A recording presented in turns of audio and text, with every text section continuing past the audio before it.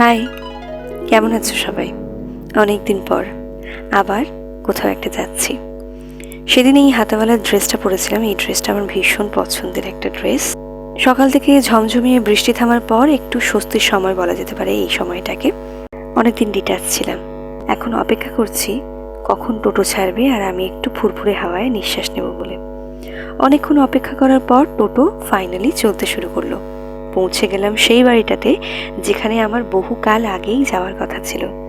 ঢুকতেই ওয়েলকাম ড্রিঙ্কসে পেলাম কোকাকোলা।